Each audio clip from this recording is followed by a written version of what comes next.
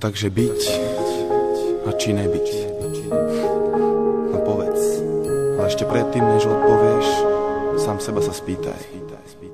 Ktorá je biela, ktorá čierna, kedy je deň a kedy noc, kde je ráj, kde je peklo, ako je dobre, ako zle, prečo áno, prečo nie, čo je začiatok, čo koniec, to som ja, to si ty, ja teraz pýtam sa, byť či nebyť, byť či nebyť, nekonečná dilema.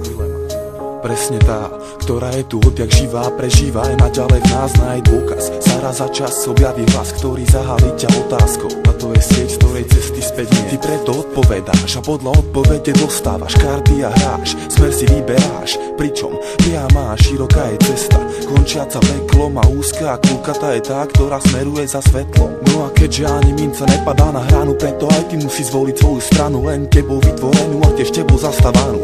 Pretože každý z nás sám si je tu súdu zdrojcom, života tvorcom a myšlienok vládcom.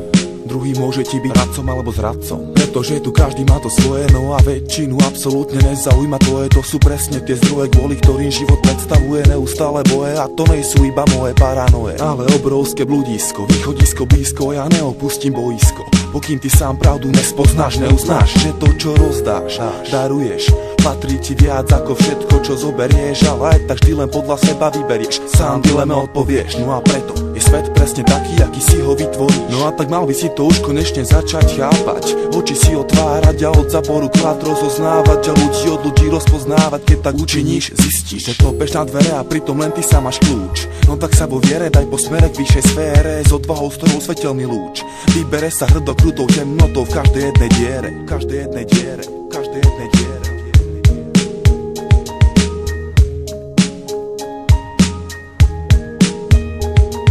Ľudská myseľ ako to miesto nekonečných súbojov, opačných pólov, protikladov.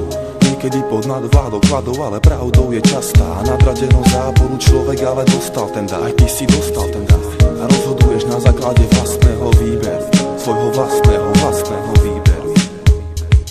Všetky myšlienky vytvárajú slova, no a slova podnecujú činy, nič na svete nedieje sa len tak bez príčiny. Všetky akcie dočkajú sa reakcie, no a všetci ľudia, čo súdia, sa raz prebudia a zistia, že bezcielne blúdia nekonečnou tmou a že život už prestal byť hrou, ríšou snov a stal sa ostrov odvetových činov a poslednou metou ich životov. Sami sebe stali sa Achillovou petou, zasiahnutou práve touto vetou, že každý raz dočká sa plodov a následky bude musieť znášať. A preto snaž sa farbu vnášať do životov iných, sivých, tých druhých, ktorých myšlienok zmocnila sa moc za majetok. Oni dokážu bez výčitok do huby ti srať a na druhý deň brata bude hrať, ale keď potrebuješ niekoho po boku mať, za chrbtom stáv, vtedy kamoš sa ti otočí, odbočí a zaútočí na lepšie postavenú osobu. Pre vlastnú potrebu a spotrebu dokáže divý, vtedy vie byť milý, plný sília v každej chvíli, ochotný na pomoc prísť, stále v ústrety výsť. Ty stal si sa Bohom a on je tvojim oddaným sluhom.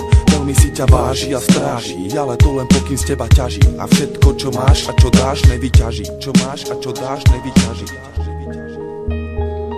Ľudská myseľ ako to miesto nekonečných súbojov, opačných pólov, protikladov.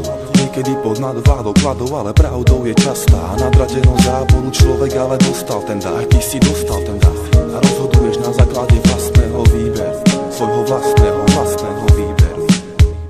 Takže tu a teraz pýtam ťa do vyššej ríše, ďaleko za hranicami skutočnosti, svet bez rozdielností, ktorý bol vytvorený za účasti predstavivosti dvoch bytostí, ktorým ale vypomohla fantázia, vrcholná dimenzia človeka a vďaka nej preniká tu teraz do vašich uší a duší invázia pravdy, explózia slov, ktoré prekonali hradby, vystavané myslou a stali sa zmyslom, podstatou vašich životov a tiež aj príčinou činov, ktoré postupne vykryštalizovali do spolupráce, kedy spojili sa častice z ulice do ucelenej dvojice diel. Jeden cieľ, a to preskočiť stereotypom vytvorené hranice a nájsť tamto miesto, kde len myšlienka je stavebný kameň, nekonečný prameň a plameň, ktorý dokáže ničiť alebo tvoriť. Musíš zvoliť, čo robiť, hovoriť, ako žiť a vôbec prežiť. Byť či nebyť, byť či nebyť. No tak čo? Našiel si odpoveď? Ak áno, no tak povedz, kde je vlastne rozdiel medzi tebou a mnou, medzi svetlom a tmou? No a to je presne mojou nekonečnou dilemou.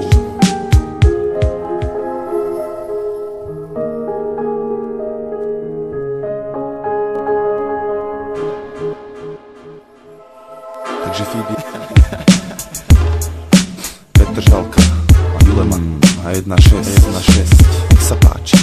Petr Žalka a Juleman. 1-6, nech sa páči.